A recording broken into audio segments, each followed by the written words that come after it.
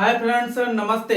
आप लोग कैसे हैं? आई होप कि आप लोग काफी अच्छे होंगे, मस्त होंगे, व्यस्त होंगे और आप लोगों की तैयारी काफी अच्छी चल रही होगी, मस्ती से चल रही होगी।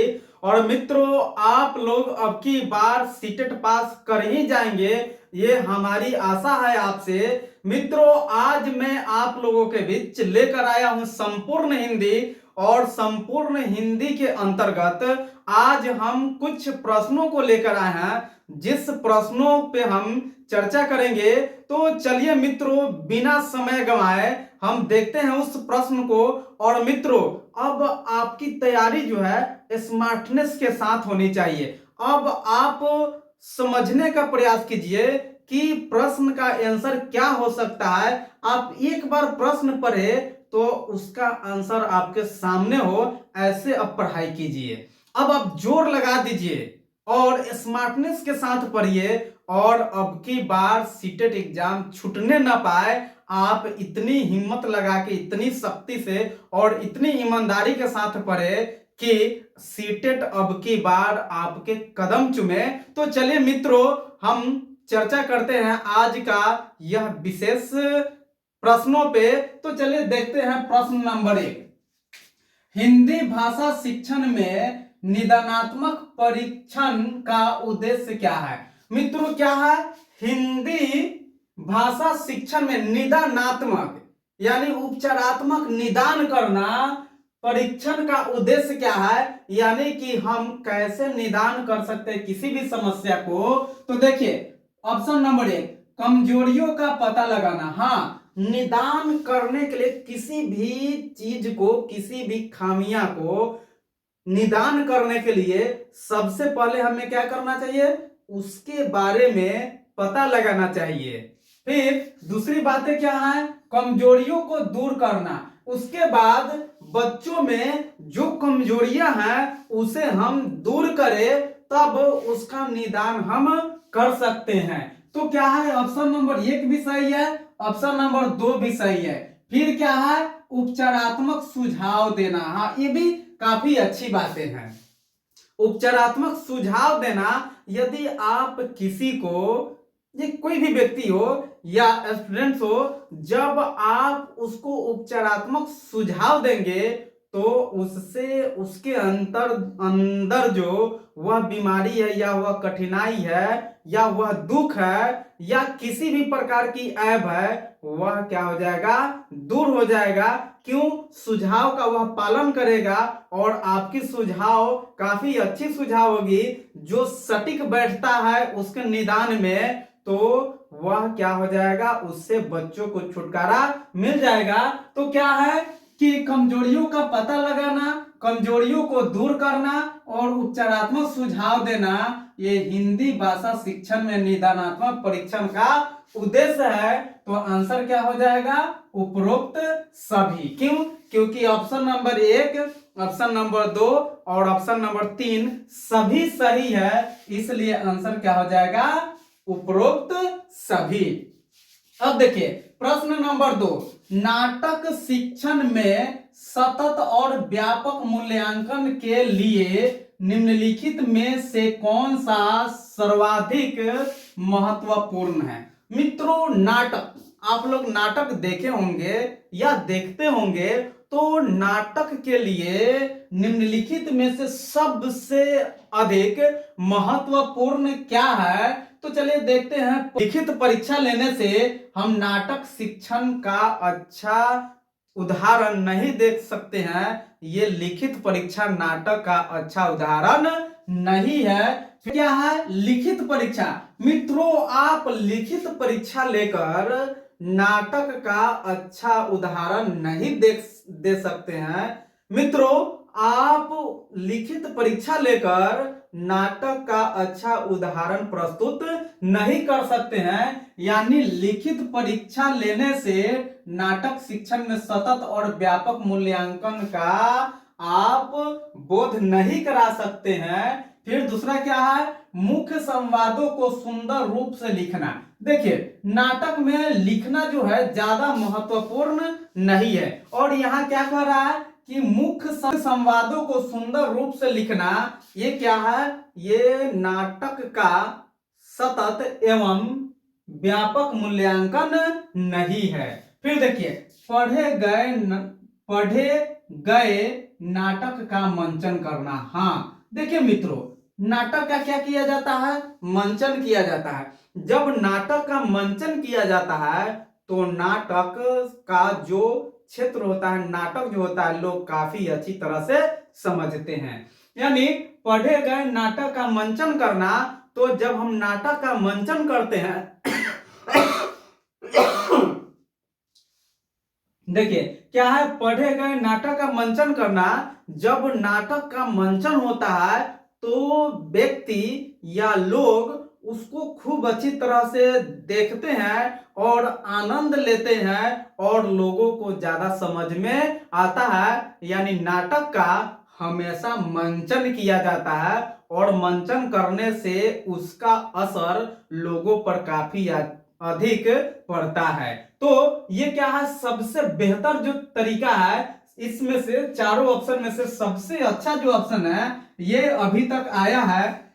फिर देखिए, पात्रों का चरित्र चित्रण लिखना। नहीं, क्या है, चरित्र चित्रण लिखना ये अच्छा नहीं है। यानी सबसे बढ़िया क्या है, पढ़े गए नाटक का मंचन करना। ये क्या है, नाटक शिक्षण में सतत और व्यापक मूल्यांकन है।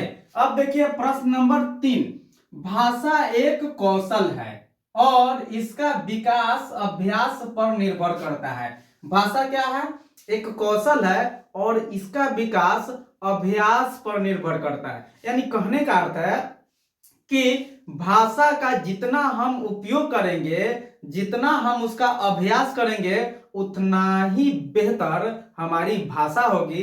क्या यह कथन किसका है? तो देखिए, स्किनर का? नहीं, ये कथन स्किनर का नहीं है। क्रो एंड क्रो का, यानी क्रो एवं क्रो का? नहीं, यह कथन क्रो एवं क्रो का भी नहीं है। पावलोव का? नहीं, पावलोव का भी ये कथन नहीं है। यह कथन है थॉर्नडाइक का। किसका कथन है? थॉर्नडाइक। यानी थॉर्नडाइक जी कहते हैं कि भाषा का हम जितना अभ्यास करेंगे उतना ही भाषा क्या होगा, विस्तार होगा, भाषा का विस्तार होगा और भाषा में सुंदरता आएगी।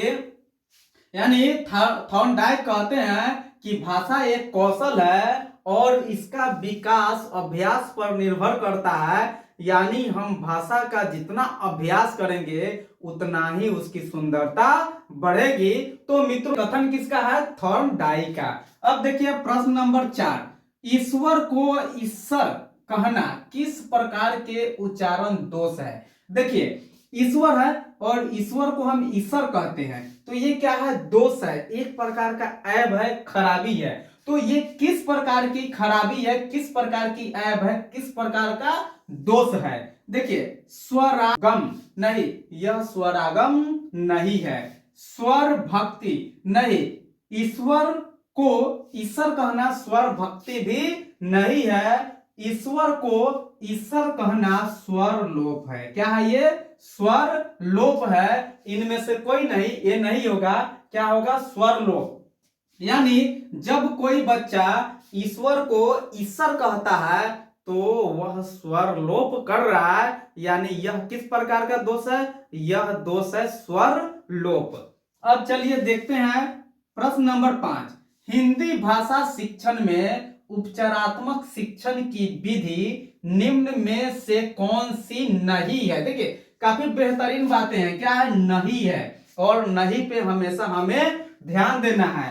हिंदी भाषा शिक्षण में उपचारात्मक शिक्षण की विधि निम्न में से कौन सी नहीं है? यानी इसमें से वह कौन सी विधि है जो हिंदी शिक्षण में उपचारात्मक विधि नहीं है? तो देखिए, अतिरिक्त कक्षाएं। हाँ, अतिरिक्त कक्षाएं ये क्या है? हिंदी भाषा में उपचारात्मक शिक्षण की विधि है। फिर क्या है? ये क्या है? व्यायाम। फिर क्या है? ये गोष्ठियां। हाँ, गोष्ठियां भी हिंदी भाषा शिक्षण में उपचारात्मक शिक्षण की विधि है। फिर क्या है? विशिष्ट व्यायाम। विशिष्ट व्यायाम भी हिंदी भाषा में उपचारात्मक शिक्षण की विधि है। लेकिन व्यायाम जो है यह हिंदी भाषा शिक्षण में उपचारात्मक शिक्षण की विधि नहीं है। तो ऑप्शन नंबर 3 सही हो जाएंगे। अब देखिए छठी नंबर प्रश्न नंबर 6, सतत मूल्यांकन का एक निहितार्थ है। यानी सतत मूल्यांकन क्या है, इसका अर्थ क्या है? तो सतत मूल्यांकन हम किसे कहते हैं? तो चलिए देखते हैं ऑप्शन। बच्चों के परीक्षा संबंधी भय को दूर करना नहीं। देखिए बच्चों की परीक्षा संबंधी भय को अगर हम दूर करते हैं तो यह सतत मूल्यांकन नहीं है। यानी सतत मूल्यांकन का यह अर्थ नहीं होता है कि बच्चों में जो परीक्षा संबंधी भय है, डर है, तनाव है, उसको हम दूर कर दिए तो ये सतत मूल्यांकन है। नहीं, ऐसी बात नहीं है। प्रतिदिन परीक्षाएं लेना नहीं, ये भी सही नहीं है। और मित्रों यदि आप बच्चों से प्रतिदिन परीक्षाएं लेंगे तो बच्चे दिन प्रतिदिन वे क्या होते जाएंगे, उनका मनोबल डाउन होता जाएगा, उनकी मनोबल गिरती जाएगी। तो प्रत्येक दिन यानी बच्चों से प्रतिदिन परीक्षा लेना यह उनके लिए नकारात्मक, उन पे ये निगेटिव असर छोड़ेंगे। तो ये तो आप कभी नहीं करेंगे कि प्रतिदिन परीक्षाएं लेना। अब देखिए हर महीने परीक्षा लेना नहीं, बिल्कुल नहीं। देखिए परीक्षा लेना, बच्चों से तो परीक्षा लेनी चाहिए ही नहीं। ठीक, परीक्षा जो है बच्चों के लिए एक निगेटिव वर्ड्स है। ठीक, तो जहां भी परीक्षा लेना आ जाए बच्चों से वह निगेटिव वर्ड्स होता है। तो क्या है, हर महीने परीक्षा लेना नहीं, ये भी नहीं होगा।